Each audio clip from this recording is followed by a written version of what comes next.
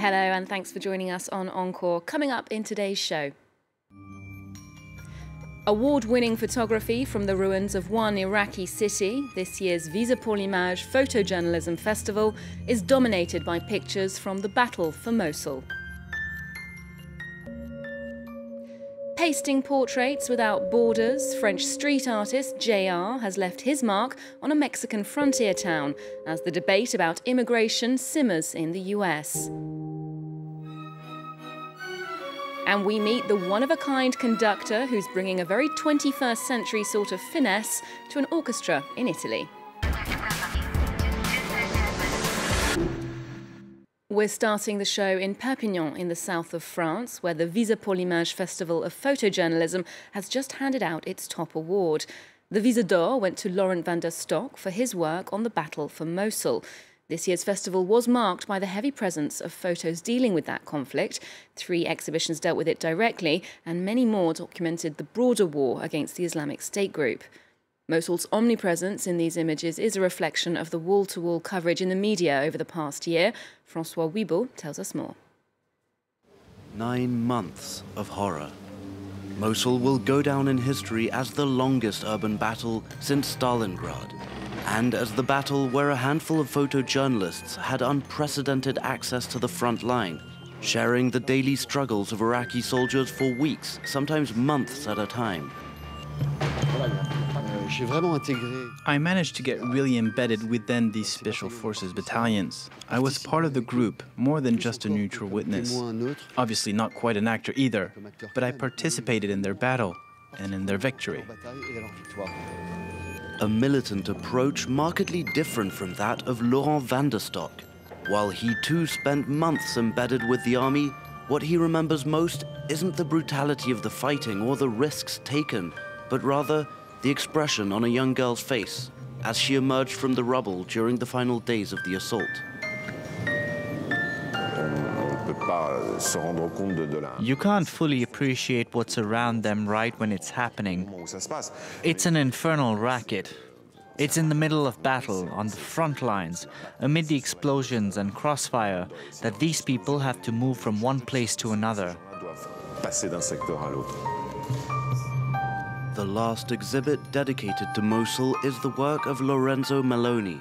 It combines 4 separate battles, from Sirte to Kobane all the way to Mosul, and presents an atmosphere that's very different from what you'd expect.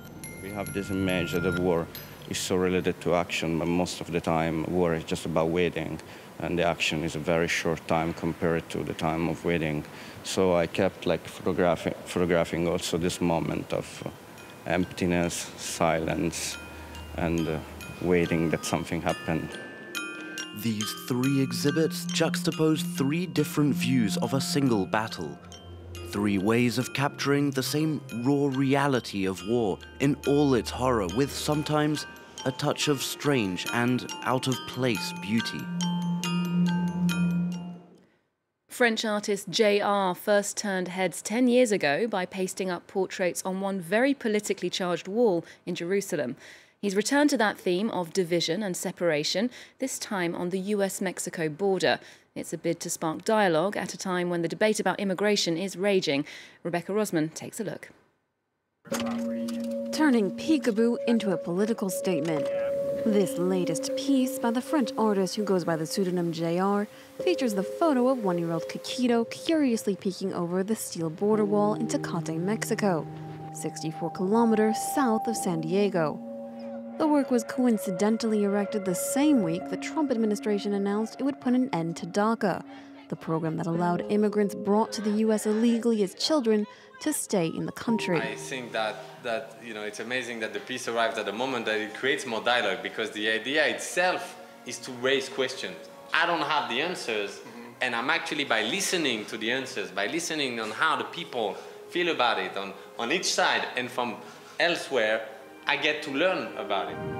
Lizzie Higareda, Kikito's mother, says the portrait of her son captures the flurry of emotions migrants experience while trying to cross over the border. Migrants who see the mural interpret all that is happening, the pain, the sadness, the desperation that they feel in that innocent baby face. And I feel that is what makes me say, wow. The Trump administration is continuing to accept proposals to build a full wall along the nearly 2,000-mile-long border, an idea supported by a number of Americans living on the U.S. side. We need a bigger border fence. We've had things stolen from our property, and we live right next to the border, so. But JR says there are no walls or borders for this young boy. The installation will remain in Tecate for 1 month.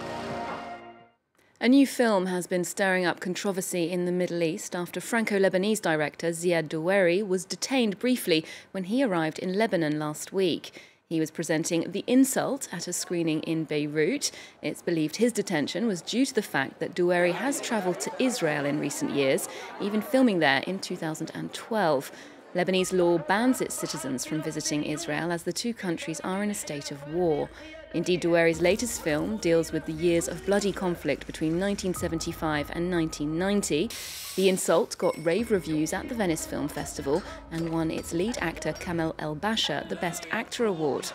It's not the first time Doueri has revisited his country's painful history on screen. He says that it's only by returning to the past that reconciliation is possible. It's a story of dignity, of seeking equality. The search for equality is the search for dignity in the end. It's also the story of a country, the story of Lebanon. I entered as much as I could into the history, but one can't go too deep into the history. It's the story that has several messages. It also says that there is not just one group that can say it has been persecuted. There is not just one group that was injured. There's a second group who also has the right to say that they paid by blood during the war. Creating pitch-perfect music has never been easier than today, with computer programs allowing artists and producers to auto-tune their work to flawless quality. Yet technological advances are not limited to the recording studio.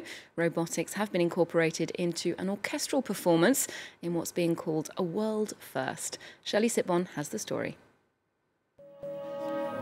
A classical performance with an ultra-modern edge. Lucca's Philharmonic Orchestra is taking the tempo from their conductor, except that Yumi, who's at the stand, is a two-armed robot. It's the first time a robot's directing a live orchestral performance. Yumi's standing where Andrea Colombini usually works. The human conductor trained the mechanical one. Thanks to the great fluidity of his arms, Yumi can attain exactly the same mobility as I have in my arm, and follows precisely the same movement. This up and down that we're doing from Puccini's Mio Babino Caro, there's a sustained note there, then it goes down.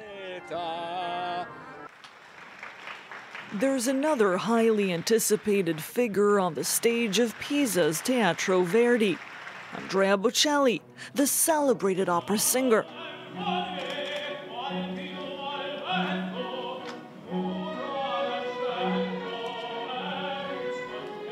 Bocelli is visually impaired, so what he hears from the orchestra is crucial for his vocal interpretation. Despite his foray into robotic opera, the multi-award-winning tenor says he still has a preference for a human conductor. Indeed, many of his collaborators agree that Yumi's technical expertise is impressive, but that artistic flair cannot be manufactured. He lacks sensitivity and interaction. If the orchestra should make an error, Yumi doesn't stop, he doesn't correct anything. Yumi doesn't allow for any mistakes, neither for himself nor for the orchestra. Yumi was presented as part of the first international robotics festival held in Pisa, a meeting of art and science which has borne some harmonious results.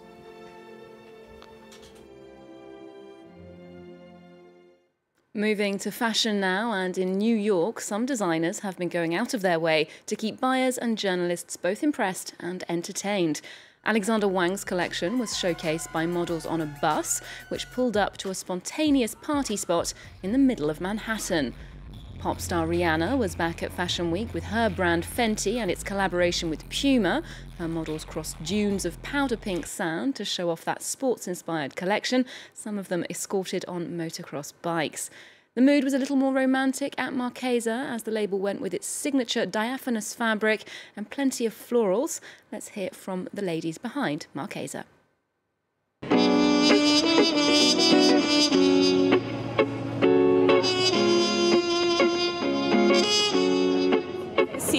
focused on a woman called Amy Crocker, and she was an Edwardian adventurer. And she wrote a book that was called I'd Do It Again. And she just had a very fabulous life, and she spent a lot of time traveling in the East.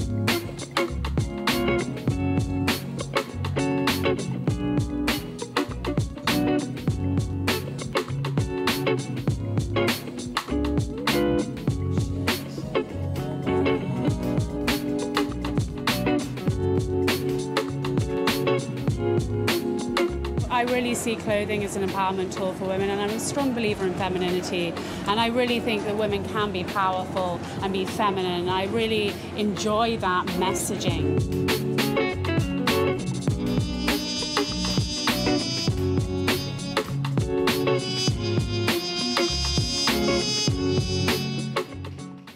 And staying with fashion, we'll leave you with a taste of Marc Jacobs' lookbook for next year. The designer presented a very vibrant forecast for spring-summer 2018, a show that was so hotly awaited that the critics sat in reverent silence, save for the sound of flashing camera bulbs. Remember to check out our website, and you can also keep up with Encore on social media. There's more news coming up on France 24 after this.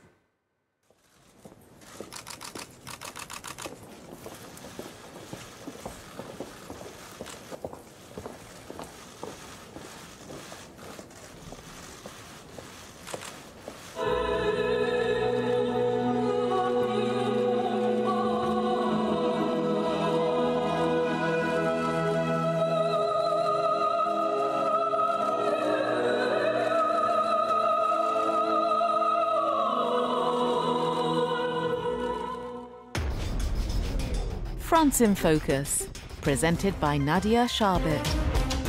The must-see program to understand France, its history and culture. An original look at French society and topical themes, revealing just what makes France and the French so unique. France in Focus, en France 24 and france24.com.